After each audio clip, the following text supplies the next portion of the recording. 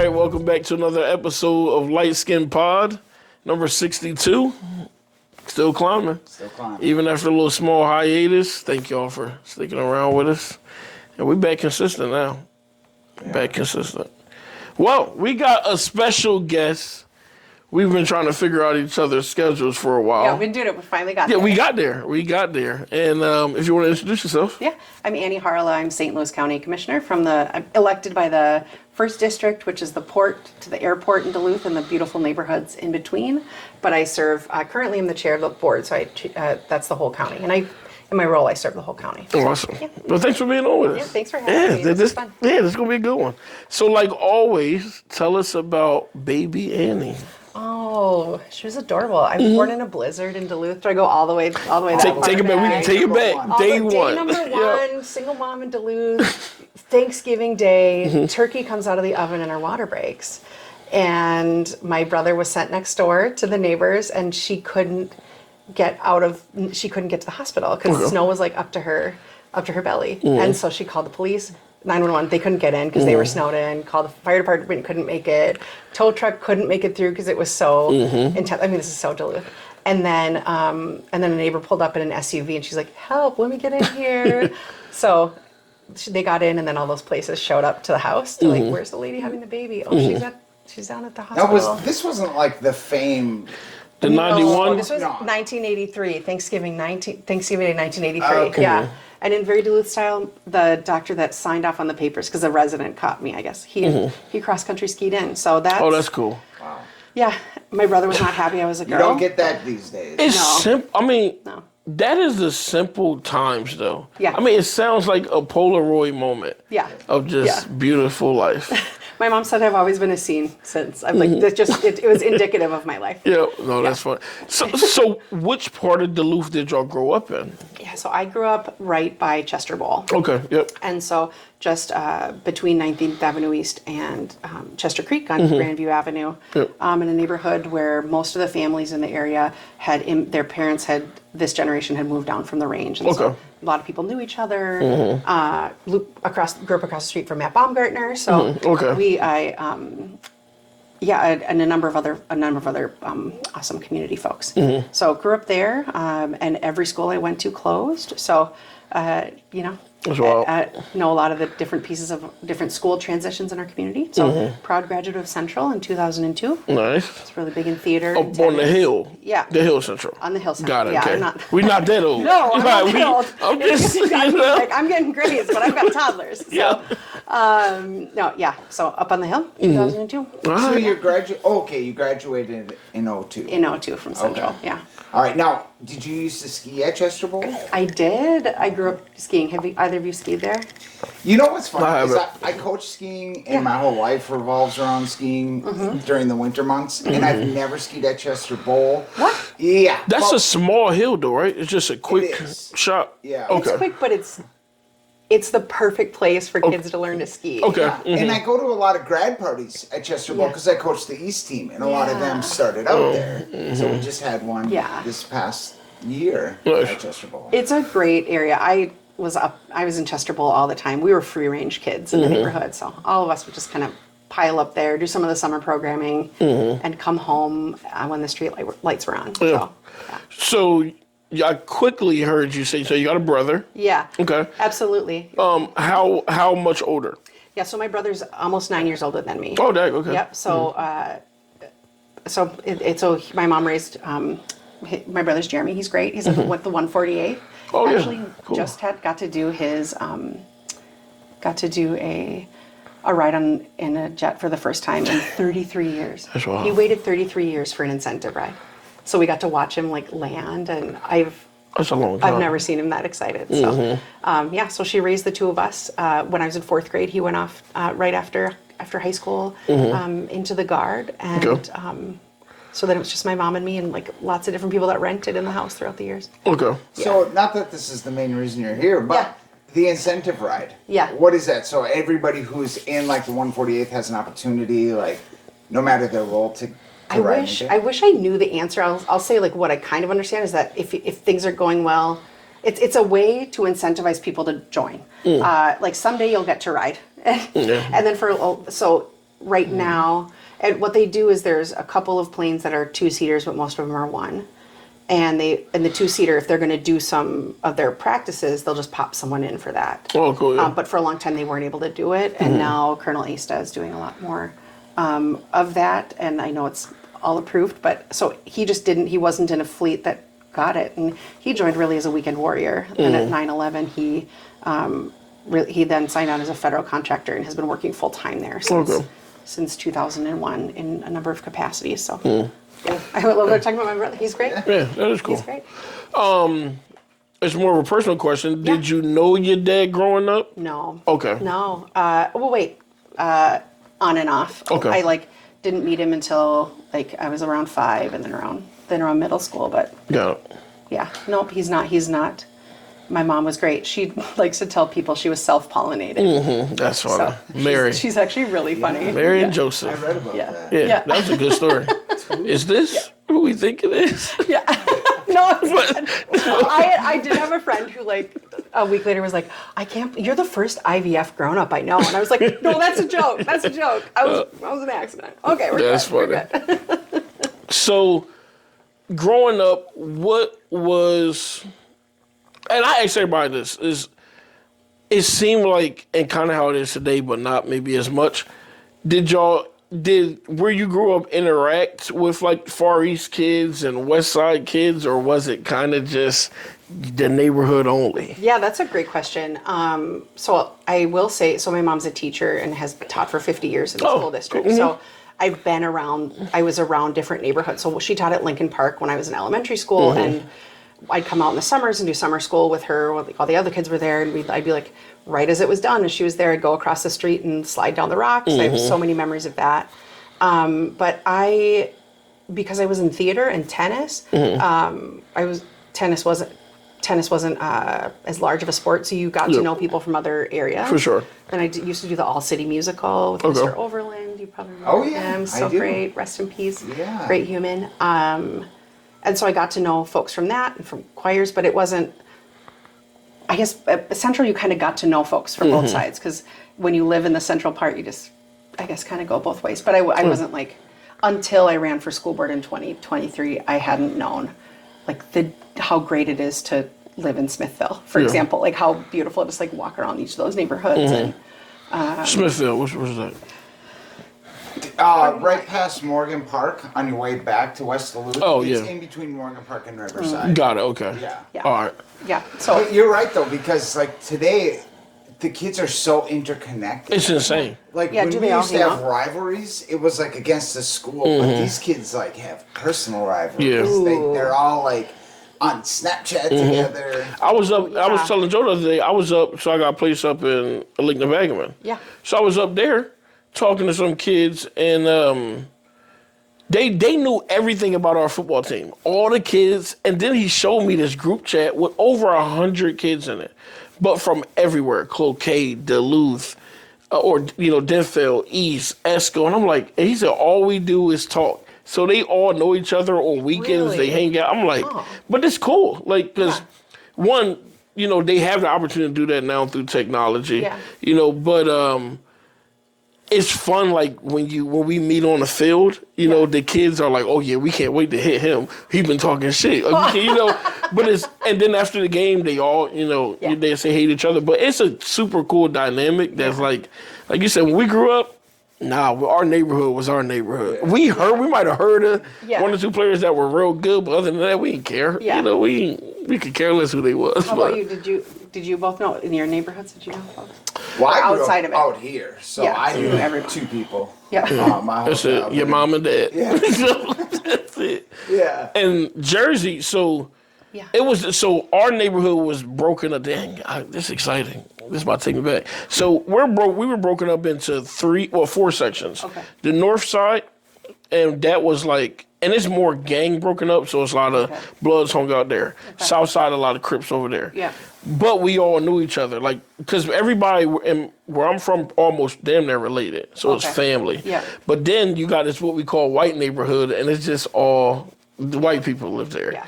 And then the hill, which is that was a mixture of people. Okay. So some of those neighborhoods we were not allowed to walk in because you just knew like if they see us over there, we fighting immediately or something else can happen, you know. Or they're gonna call the police and other neighborhoods. No, you know, they ain't calling no cops. Ain't that kind of neighborhood. Okay. Yeah, no. No, I'm saying I meant the white neighborhood. Oh yeah, they gonna okay. because they all gonna look out the door. Who the hell is this? What you doing here? And I remember when we first moved my I don't grandmom there. condone that, by the way. Yeah, no. Like, okay. But thanks for clearing that I up wanna make sure. because that was almost on the record. Okay. Yeah. But That's what we did at Chester Ball. we was calling the cops. But we. Annie does not condone At all. that. Is Pleasant Island. Yes. That's our joke. Yeah, it's an insider. But I remember when we first moved my grandmom to this white neighborhood. Oh yeah. And we were all out there. These people used to look at us like, what the hell are y'all doing here? But then we got to meet all the neighbors, and then they loved us. They would invite us over, and the older people would like bring cookies, and that's the first time I heard a fruit cake. So my brother, and I was like, this looks disgusting. My grandma almost threw it away. I was like, no, we gotta try it at least, you know? It was terrible. It was Yeah, terrible. I never understood the. Oh my gosh. That's weird. It's a waste of Is stuff. like gummy bears in there or something like that? No, but it's like Lots of cherries. a lot of cherries, like maraschino cherry. Yeah. Oh, I But can't. have you Nuts. tried? You're doing work on the range, or you've done work back and forth a little bit on the range. Have you tried sandwich loaf? Oh, isn't that the olives? So there's like a layer of bread, and then like a layer of tuna, and then a layer of cream cheese, and then a layer of like chicken tuna, and then like a layer of ham tuna, all with like ribbons of cream cheese. That shouldn't happen. We did have someone bring it to a board meeting. It was like it was a delicacy. I have some colleagues that like grew up with it and love it. Did you try it? I had a no thank you bite. That's Okay, a rule in our yeah. house. Like you gotta try it. Yeah. And I Respect the culture. Yeah. Same with lutefisk. Oh my gosh. yeah. However you say it. Yep. Ugh. Lutefisk is probably the wildest thing I've heard. Yeah. I remember the first time I went to Black Bear. There was this older couple like sitting behind me, and the lady was like, "Oh, can you go grab us a piece of fish?" I said, "Oh," so I went up, you know, because I'm about to get some more crabs anyway. I was excited. I see this big old piece of gelatin thing, and I was like, "What is that?" They came from behind me. They took half of it, slid it on a plate, grabbed a stack of crackers, and was just scooping it. And I was like, "What?" So I went up and tried it. Almost threw up. Yeah. I thought lutefisk is like little tiny sardines. No. It's jellified fish. It's like fish that they store in lye under the ground. It's crazy. Or I don't know if they do it under the ground. Yeah, I'm not but sure. At one point in time they did. I Dude. saw some, like Viking stuff. Oh, For sure. Yeah. It's like straight Viking stuff. Yeah. And like I love every year when the newest reporter has to go to the lutefisk meetings to try lutefisk on air, and they're like, Yeah. It's hilarious. I want to get transferred back to Chicago. Whatever news station they yeah, send me back to college. So Yeah. let's fast forward a little bit. Yeah. So as you were getting to a point where you're going to graduate high school, Yeah. did you know what you wanted to do? Did you want to stay around Duluth? Did you think you wanted to leave? Yeah, great question. I knew I would come back, Okay. but I wanted to go away for a while. So I went down to St. Mary's in Winona, Minnesota, Okay. and I kept trying to decide what my major would be throughout. And started out with an education degree, and then switched to PR, public relations, then to English, back to teaching, and then finally finished with a public relations degree and an English minor, which fits. So it was great. And now I can work on supporting teachers. I have so much respect. How was it for you getting outside of Duluth? Was it a tough transition or? You know, I went to a school that was pretty tight knit. So Okay. kind of most of the kids in undergrad lived in their dorms. I think after college is where I had some of my most eye opening experiences that really changed my perspective on the entire world. But I would say I went to a place that looked pretty similar to Duluth. So for college. Did you stay in Winona and work after college? I or? didn't. So I joined an AmeriCorps affiliated Oh, yeah. program, and then I spent 1 year out in Yakima, Washington. Oh, there you go. And there's another Congdon mansion out there. Random thing. That's cool. They're everywhere. Yeah. They're everywhere. Congons are everywhere. Yeah. So anyway, random. So I moved out there, and I was working at a little high school. I was actually it was living in community with something called Christian Brothers. They're like male nuns, so they're not priests, but they're not nuns. Anyway, their focus is on education. So I lived with 3 men in their 40s and another guy who had just graduated high school in like an intentional Catholic faith community. We did like, it was a very different season of my life, but like got to know these like, really interesting people, like a guy who had escaped communist Vietnam through Cambodia. Damn. And like Brother Dat was amazing. Another guy had like a bunch of snakes in his classroom, had an iguana that name was Free Range because it would like go around and you would free range. Who is she? I don't. We've never met this lady. Yeah. And then another guy who he was nice, but and then a guy from Philly. Way more to that story. Way more. There's this one guy who was nice. He was nice. Everyone called him Brother Topper. So like he'd be like, oh, at dinner they'd start discussing Asian beers, and like Brother Dat would know Asian beers, and he'd be like, I've been there. I know what's better, and you're like. Dude, very interesting. Like tuck in your privilege. Anyway, so I wish I'd known those words then. So I did a year there, and it was at the end. I got to work with a lot of students that were. So it was it was a small Catholic school, and it was like 2/3 students that were pretty white and wealthy, really mostly tied to like farming in that area. In the area, huge farming part, and then the other third was split between students from the Yakama Nation and migrant farm working students. So it was so interesting, and the school did a lot of work alongside the tribe to like make a salmon hatchery where it hadn't been there on a river. I haven't checked in a long time, so I wouldn't. But it was a really interesting. So we spent a lot of time on and off the reservation with folks, whether I was like bringing students there to do service alongside the community, or like took a group of kids to Chicago. I was helping out a lot with like youth service stuff. Yeah, teaching English. That's a long trip. Tennis. Washington to Chicago. Oh wait. So yeah, no, sorry, not Chicago. I meant to say Seattle. Sorry. Oh, okay. Right now, it's close. They're close. Very different, but it was so interesting to move some other place where I actually understood a community. I was in an area where I was learning more about Native culture, and I had grown up. My mom actually was did a lot of when she was younger, it was called multicultural staff development. Okay. That was like some of the first DEI work in Duluth. And she actually wrote a lot of her stuff alongside Marge Wilkins from like Myers Wilkins. So she had done a lot of that. So I grew up going to like all these different events, all of that. But living in a community here helped me understand. I was like, oh, what is it like to be in that place in Duluth? Like, you know when you go somewhere else to understand where you are at home. And so I did that for a year, and then I moved to my second year of service. I moved to Chicago. Okay.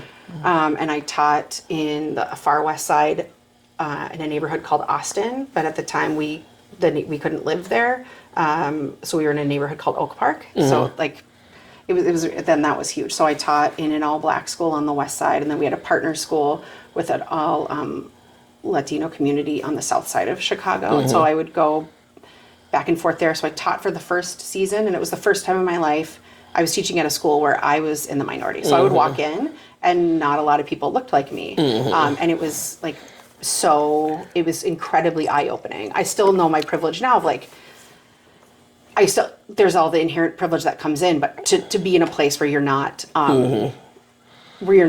in the majority, and all the other places I'd been were like, oh, okay, there's people that look like me. So it's really brought a lot of perspective. And I also lived in this neighborhood that was super wealthy. And a mile away was the school. And I was like, oh, we could bike to school. Like it'd be easy. Like it was just tough. So there were days where like, there was 1 week around Halloween, my first year, around Halloween, the year I was there, where like 15 people were shot and 3 people were killed right by the Halloween school. in Chicago was no joke. It was there. They got all those people were dead. It didn't make the news. But one person was shot and killed in my neighborhood, and that made the news for a week. And I just didn't understand. And so I sat down with some of the neighbors and elders from the school, and they're like, they don't think this is news for us, and they don't want to do anything about it. And so it just really, I got very jaded around like structural inequities, redlining, and like lived that very very seriously. It was just a very interesting experience at the age of 23, like coming from like Duluth, Minnesota, and Winona and Yakima, to then experience that. So then I moved back to Duluth in 2008 and managed the AmeriCorps program regionally True North. And really loved that. I was like the rural coordinator. Yep. So it was so weird. The first school I went back to up here when I came back from Chicago was Hermantown. And I was like, everyone's wearing Abercrombie. Like, what's going on? Like, I felt so weird in coming back. And I don't know, those two experiences like significantly shaped a lot of what I hold and just my understanding in the world and connecting with folks. Yeah.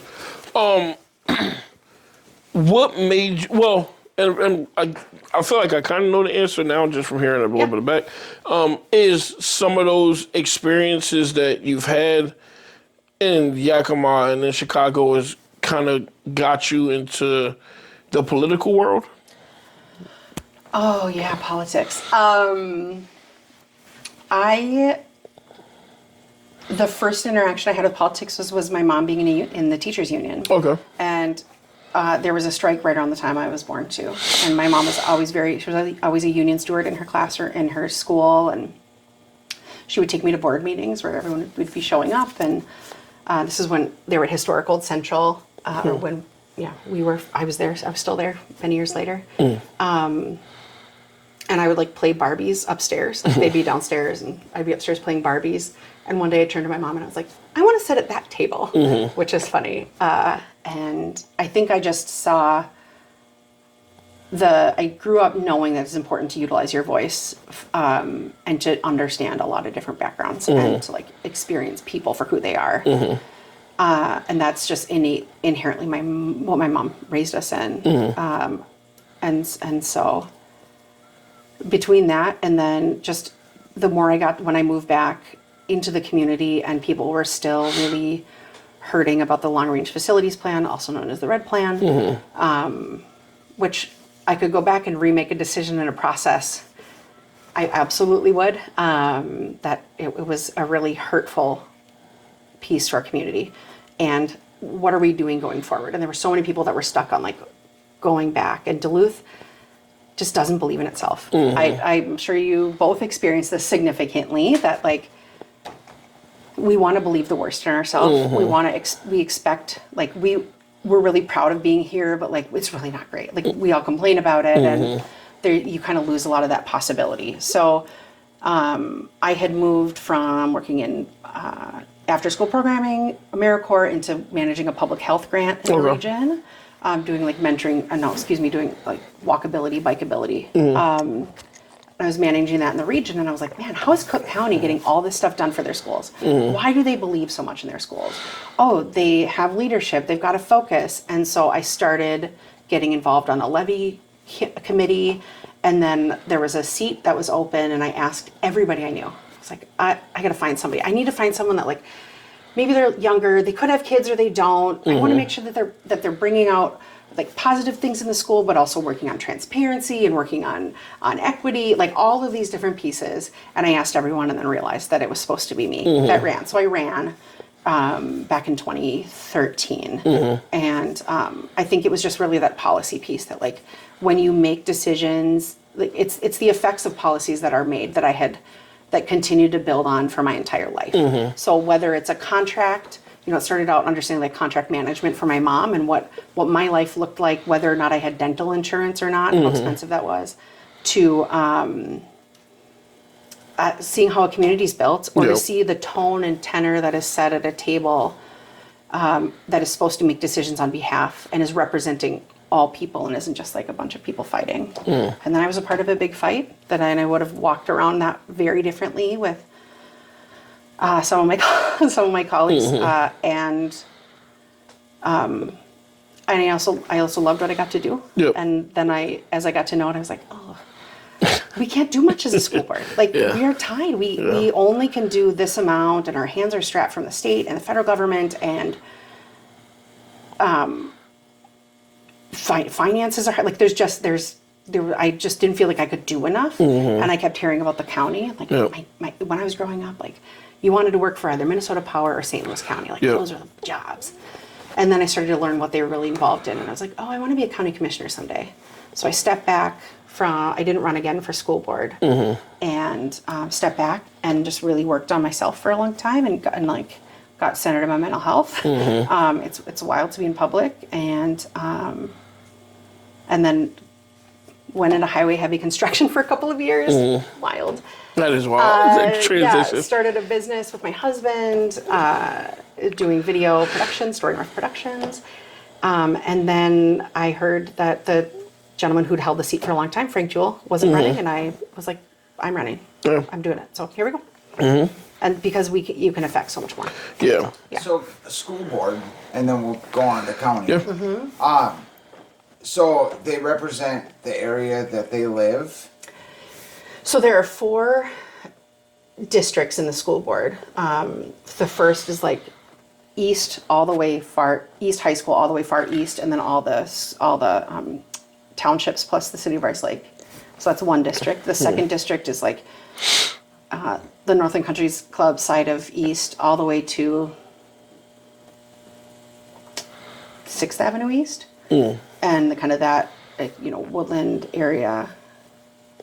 I don't know where Woodland falls. And then third is like Hillside, the Heights, and Piedmont, and then fourth is kind of West and west and all the way out west. Okay. So similar to city, and then there are 3 or 4 at large. There's 7, so there's 3 at large seats that are elected. So 4 districts and 3 at large. Yep. So saying that correctly. We're gonna back up a little bit. Yeah. There, Yeah. All right. So how did you meet your husband? Oh yeah. Okay. So it was the year I was campaigning, and Noah Hobbs was my campaign manager. Oh, Noah. And Trisha. So Noah and Trisha. Yeah. I've known them forever. Trisha, actually, I was her master's. She did that as a master's project. It's helped out so much, and so they were managing my campaign, and happened to be neighbors with Adam Clark, the meteorologist. Okay. Just is now one of our dear friends, and they were like having dinner one night, and they're like, oh, Kevin keeps dating these crazy girls from the range, and we need to find someone for him. He's really nice. And they're like, well, Annie only focuses on the school board race and blah, blah, blah. She's nice. And so we actually did a group date out west. We did a West Duluth focused date. Nice. We went to, on the Alpine slide and did mini golf at Spirit Mountain. We went to G.B. Schneider's for dinner, and then finally got chatting one-on-one at Players. And so that's the first place we really got to talk. Players. Yeah. Many a couples. Yeah. For sure. Actually, Holly and I, one of the first places we went to was Players. Really? Yeah. Look at That's the way to do it. I mean, they should just have who went on a date here early on in their relationship. Yeah. Let's have a night. Be crazy. Yeah. Well, cool. And y'all been married for how long? It'll be 10 years this fall. Or this New Year's Eve. Okay. Oh, New Year's Eve. Cool. And you got 2 kids? Yeah. So we...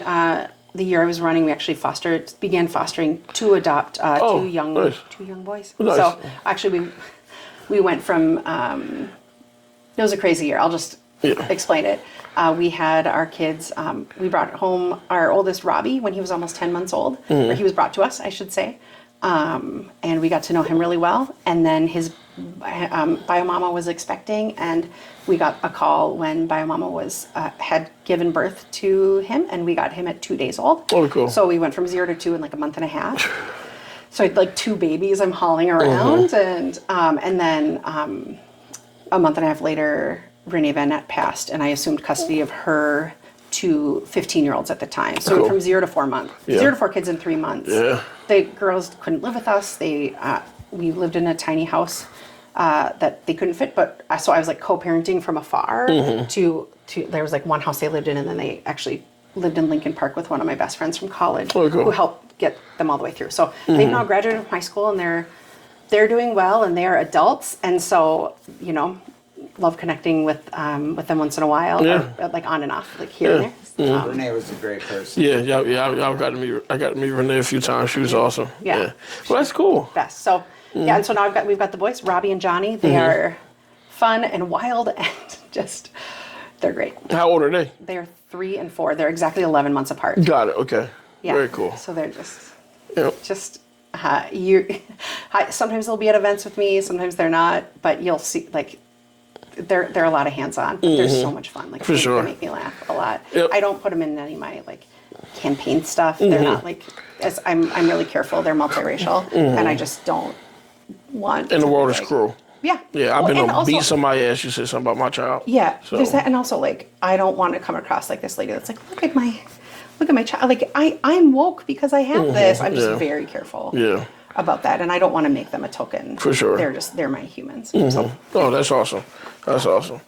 All right, now we fast forward back to now we on county board.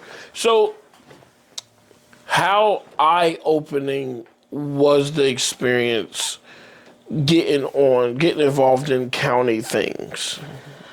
Oh, yeah, I mean, it's a very different budget. It's a $500 million budget. The local levy, the county taxpayers paying about 140, 150 million of that. The rest is from other places. But it was really eye-opening. It was helpful. I had worked most of my career back in Duluth, or in the region, not in Duluth. Yep. Actually, most of my career had to be talking about, like, I would say I was doing my job the best if someone asked me where I lived. And they didn't just assume I lived in Duluth. And so, and I'd done a lot of rural work. So I got to start out by just building relationships with each of my colleagues and finding out more about their districts. And then my mom is from the range. And so, and like my grandpa did a lot of developing up there. My uncle still owns a liquor store in Mountain Iron. Oh, cool. Silver Creek Liquor, if you're I up might there. have been there. It's like right across from BG's. He's been to every liquor store. Yeah. Oh, that just became judgy. Yeah. But You totally just judged it. we'll let her go back to her story, please. Thank you. It's good. We don't judge. Yeah, but her grandpop is a great human. Yeah. So he provides for the community.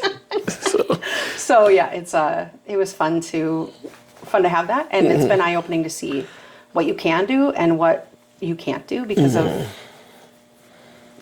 all the things. I think the thing I've learned in public service is that there's a lot of expectations for people that are elected, and there's a lot of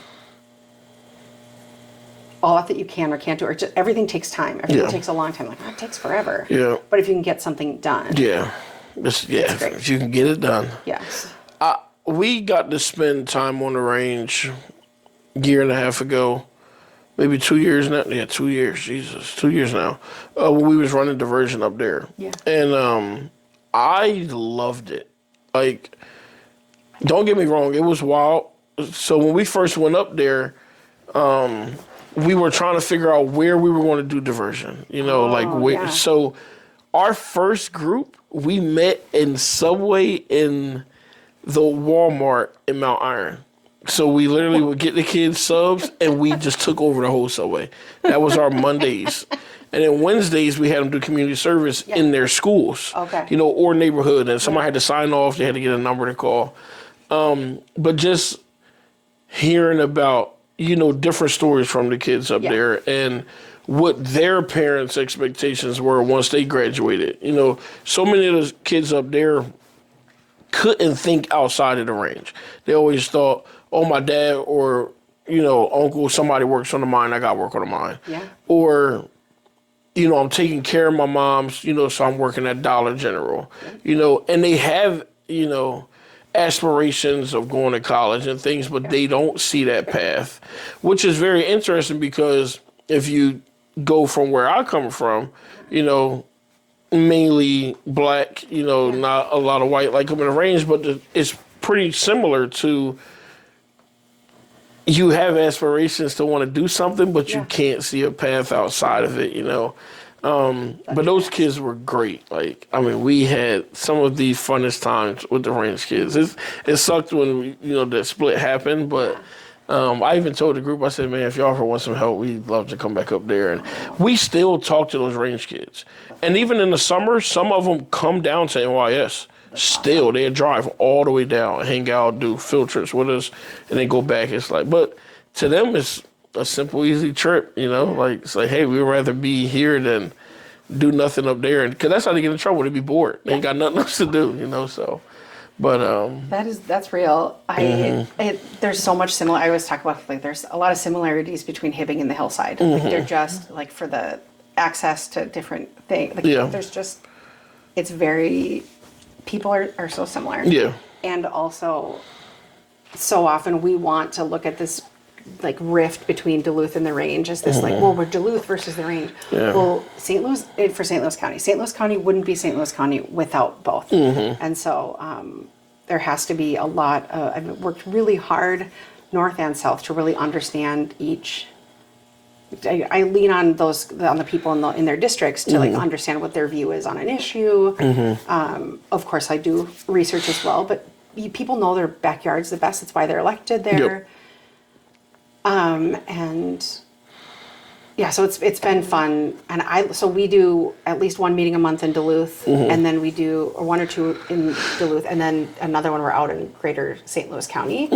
It's so fun. So we're like on Lake Captogama the other week, and they're like little communities come out, and they've got like, we got an audience of like 8 people that will come from this small town, and they're so proud that the county board is coming to meet in their adorable community center that they are so proud of. Yep. And I think it's cool to go places where people are really proud of, that people would assume that you shouldn't be proud of being from there. And so I think that helps continue that back to that as we're looking at Duluth. Like, people have to believe in itself. Like, come on, we need like a Ted Lasso in Duluth. Like, who's gonna do the believe sign? Yep. What are we doing? Yeah. Yeah. Yeah, because so many of our own community centers are gone. We used to have one here in Fond du Lac. That's where we voted. Yeah. We used to have little town meetings there. I don't even think you can get in that building anymore. Or even if it's still there, I'd have to actually look at it. But yeah, so many small neighborhoods don't have it. And then you're right, you go to a place, now this is Carleton County, but like in Renshaw, they have Sunnybrook, and then they have like the Renshaw, and I know both of them are still used as far as I know. You know? That's interesting. I think Duluth is, and we mentioned it before, Duluth has so many different organizations that do the same thing. And I think because of the demand on those organizations, funding becomes scarce. And then some of these places just have to, fold or can't open anymore. We are very service centered here in Duluth. We're not business focused, economically focused at all, which is wild because we want to grow into this small metropolis, it seems, but the policies as of right now don't allow us to become that even a bit. And I don't think there's nothing wrong with being a service-heavy city, but we also neglect the things that's going to keep the city running or growing because of it.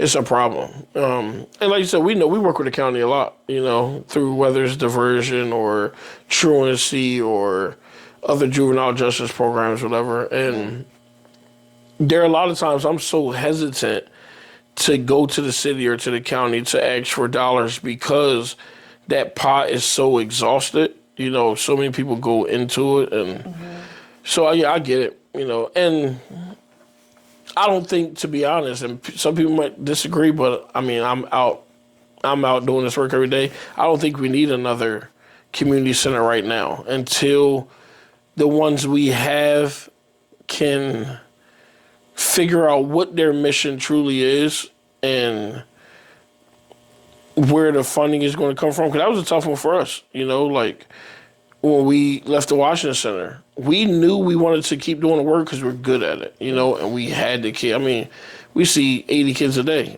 plus it's wild, So for us to close wouldn't have made sense, but it was like, all right, where are we about to get these dollars from? Yeah. We have no idea. How many staff can I handle?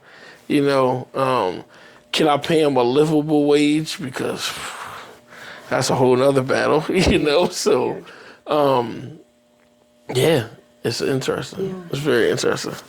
I hear what you're saying. I think it's smart thinking about community centers because people have these little neighborhood pockets now where you're like, oh well, I'll hang out at. If I'm going to come out here, we go to Trophy Cafe. Yeah. Right? Like this is where it just shows where people are gathering. But those community centers are smart. It just depends on how what does the staffing look like? What do people have for that? I think people have different expectations. But I would say, having owned a business and worked in nonprofits and worked in highway heavy construction, I think the biggest nonprofits and within the government is that sectors are just so disjointed. Yes. And so we actually do have a thriving economy here. And there's a lot of people that, like our port is doing some really radically awesome things, like what we have with these containers coming in. And I'm not negating that we don't need to do. I know we need to do better as a region, and I'm not going to dog Duluth. I represent Duluth, but I think about this area as our footprint.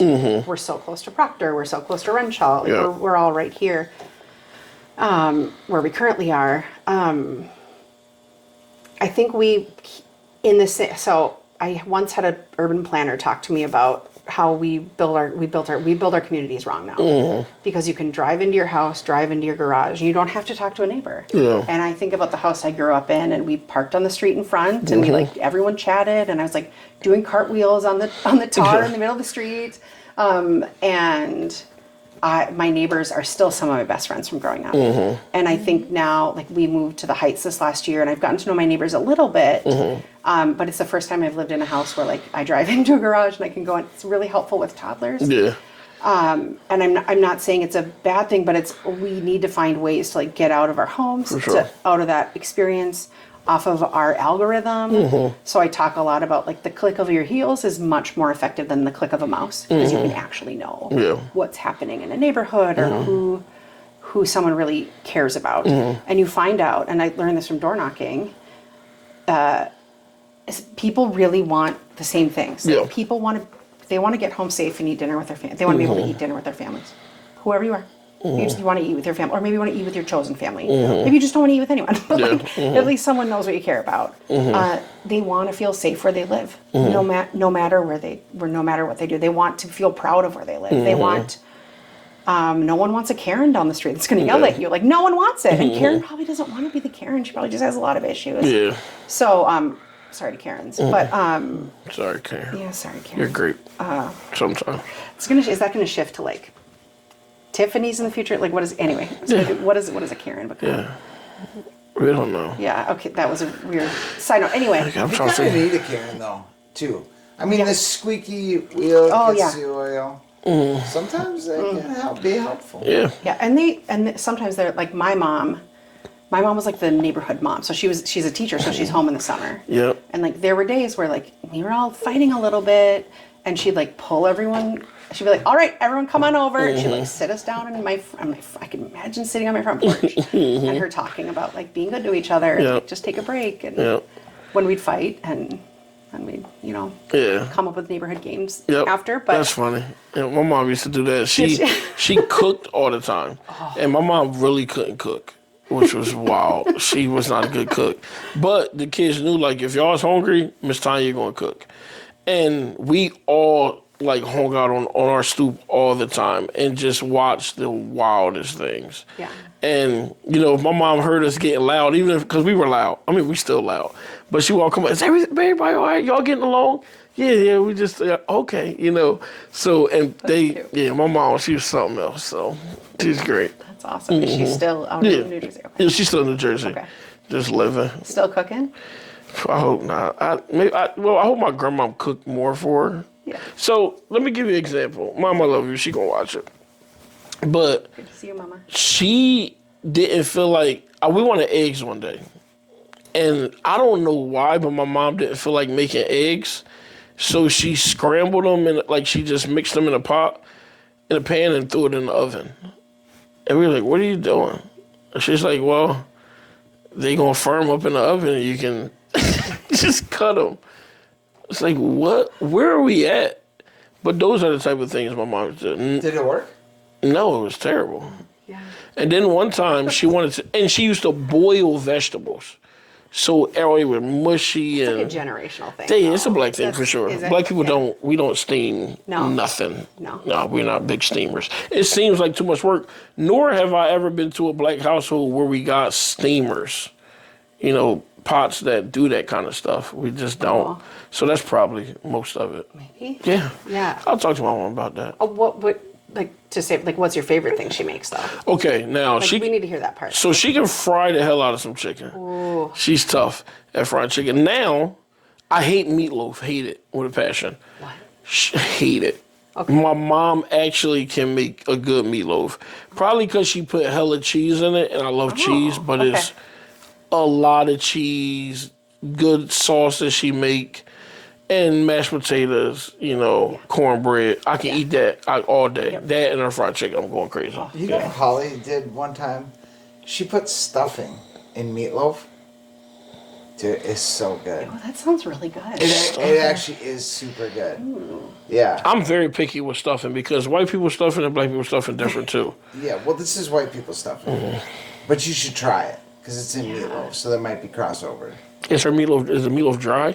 No, it's that's the thing. It's Because super some moist. meatloafs are. No. Yeah. When meatloaf is dry, it's not okay. No, when the stuffing goes in, it's super moist, and then of course you put a little barbecue sauce on the top, and then that gets nice and crispy, and it's so good. You got to try it. I'll try it. Yeah, it's super moist. Tell Holly to make it this weekend or something. Okay. Yeah, that put it works. on. I'll be here. You bring over the stuffing. Yeah, actually, I can make some stuffing. No, you got to have it the original recipe. Okay, okay. And then Original. her original. yeah, try recipe. hers, and then you try to riff on it. Got I it. like And that. if you don't like it, then we'll add your stuff. Boom, I got it. Oh, I like that. Maybe I'll bring over baked mac and cheese then. Oh, okay. Yeah. I got it. But this just turned into a dinner. You all are more than I welcome. like it. Bring the kids Sounds over. Good. Yeah. I'll bring over Yeah. some dessert, Perfect. something. Do you like to bake? I like to cook more than Okay. bake. I like to cook. Yeah, my mom was always cooking too growing Really? up. Like, and we were always the house. She's like, when I know what you're doing, I know you're safe. Yeah. Or if you're gonna do something naughty, like, Which one of your favorite meals to cook?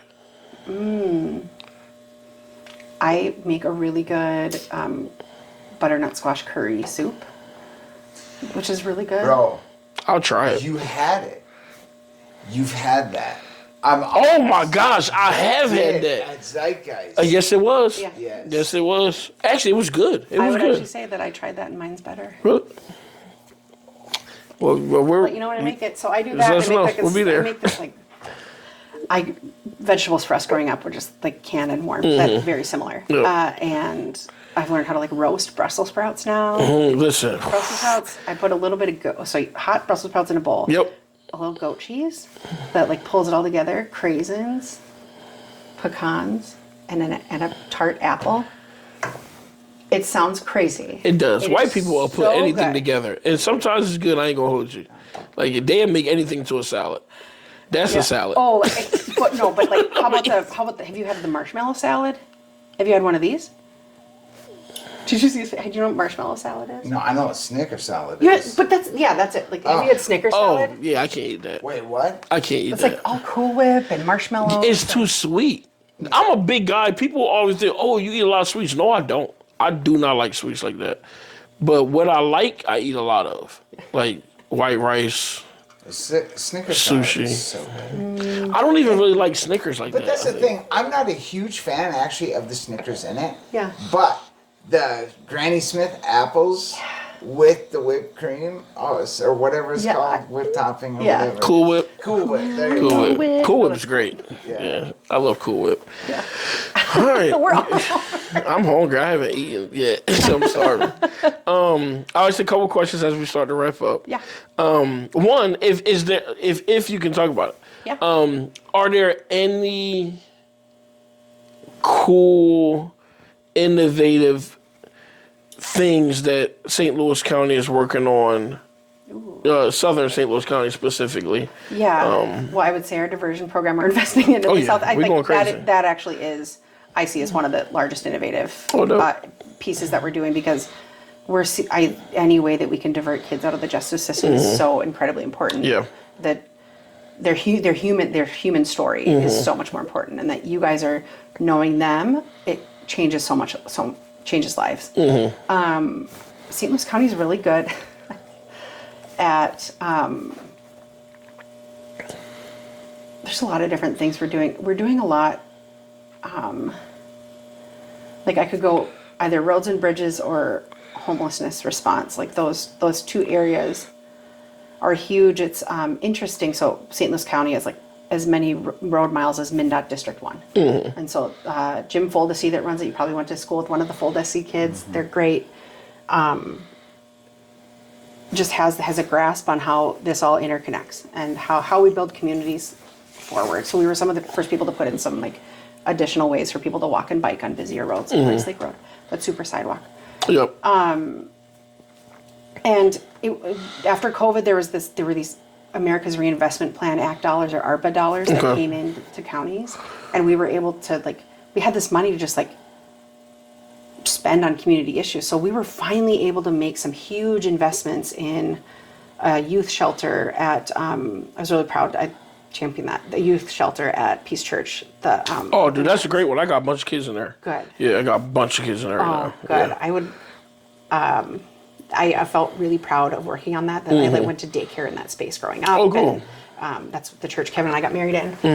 But when we're looking at innovative stuff, we're actually I think how we partner with communities is really where we find that innovation. And sometimes we can't be innovative, and sometimes our job is to be the statutory person that says no, you don't get benefits, and then they're like, I hate the county. No, we're following the rules. So I often say the county is like the aunt or uncle at a birthday party. They're going to chop the wood. They're going to make sure the coffee's clean. They're going to make sure that someone's being a little bit naughty. We'll remind someone of their better angels. We're not the ones driving what a community is going to do. Yeah. We are there as that partner, and we're invested. So I'm going to give you, if your aunt or uncles, maybe they're going to give you a little extra money to go off to trade school, or they're going to make sure you get to go on that trip.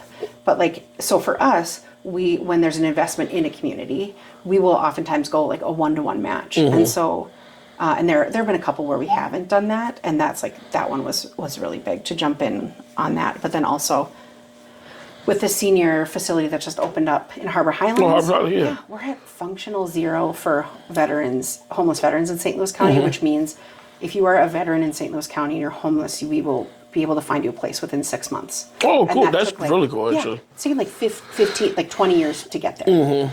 And I think so much, the work that you both are investing in, both as coaches and working with kids or however you're involved, investing in this next generation in a way that they are knowing the possible. And it's not just oh, we're all going to be happy, but you're hey, you're making hard choices. How do we help you make better ones? What spark do you have? What's the fire for their community? Is just so important. Yeah. So. Well, that's awesome. I enjoy working with the county. I do. There's a lot. They're open to ideas, which I like, and I got a billion ideas. That's my thing. Not surprised. Yeah, my mind is all over. And I think it's because I see so much, everyday things, and we work with so many different people, and when you can sit back and see it overall, you kind of realize, all right, hey, here's what's missing. Here's what we need. Here's what we can do less of. The focus areas we really need to, instead of band-aiding things. I am so sick of band-aiding. I can't stand it. Ditto. We don't have time for that. Let's actually at all. Let's actually give it stitches and show that. I think put some Neosporin on it, let it heal. Yeah.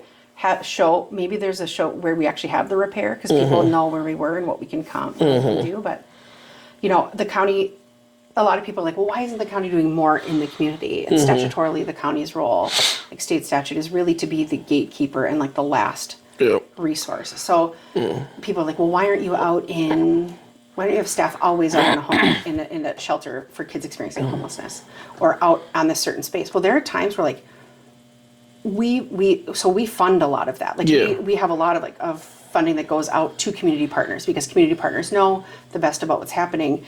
But there are also times where maybe there's something that's going on that someone's helping someone figure out this next step to get stable, and they'll work with us to get those resources. But that person doesn't always want the county right there. No, because there's so much distrust within government. So do you want Pez to have a conversation with you about this, or do you want us? And then Pez can join you as you talk in a safe place with a social worker that isn't always at the county building because that comes with so many things. Exactly. And so I would say that's huge overall. And then I'll just add one more because I am in this, but we are at the top level right now doing a lot of, so our board and all the senior leaders went through a full training on tribal sovereignty and are making sure that we as a county are building systems where like building relationships early on. So like we spent 30 people went to a training on tribal sovereignty that are like top folks to understand the history of what's happening. And it's just been really cool to see. It will be cool to see what this happens in like what it's going to become in like 10 to 20 years. For sure. But we are not deciding what's going to come from this committee. We just know it's just basing relationships with our tribal partners. So cool. Awesome. those are three very kind of all over. Yeah, but no, that's all cool stuff. I think it's needed. So, here's our last question we ask everybody. And don't think of it as like something you would go back and change. Okay. Yeah. But if you could go back and say something to your younger self, what would it be? Girl, just fucking do it. I spent so much time like worrying about what someone was going to think about what I said initially. And when I decided not to run for school board again, I started getting more honest about how I felt about things. And I was like, wait, I can't focus on how this is, my decisions can't be based on worrying about someone potentially running against me. And so I've taken that since, and like when people have a question on issues, I'm upfront, sometimes to a fault, to say, yeah, here's what I think. Let's sit down and talk about it. That has also given me a way to learn how I'm wrong sometimes. And I've been able to take it in and be like, oh, well, that's really helpful. And can they learn something? And can I learn something? That's really helpful. And so it has been the most freeing thing, because then you're the same person in every single room you're in. Yeah. I mean, like, maybe not at like midnight when the boys are like in my head. I'm not very happy then, but like you never have to look behind your back, because you have your own back, and being honest with what you're doing. And I just said, whatever decision I make or that I work on has to come out of community voice, out of many, many voices, and then also that I can sleep at night, and that it's not going to like, and it has to be moving people forward. So but I just for so long was so quiet, and now I'm not. Yeah, yeah. Yeah. Well, that's awesome. Yeah. Hey, we appreciate you being on with us. We learned a lot. Yeah. We learned a lot about the male nuns and the cool guy. That guy, he was just He cool. was just- Yeah, he was fine. cool as hell. Yeah. We don't need to talk about him. He was really cool. Yeah. What do male nuns wear? They have like they have a different habit. Like I can show you pictures of them. Yeah, they have like a cravat. So it's like a black choir robe type thing that looks similar to what a priest wears, but it's like a big white square right here. Okay. We're gonna put it on the screen. Please put Yeah. it on. Yeah, because I got to see this. Yeah. Yeah. So, well, Thanks for having me. you bet. This is so much fun. You bet. Thank you. And like always, thank y'all for joining us. Sorry. Like, subscribe, and just I was crying just now. This is a great episode. But like, subscribe, and share, and we'll see you next time. Boom. Boom.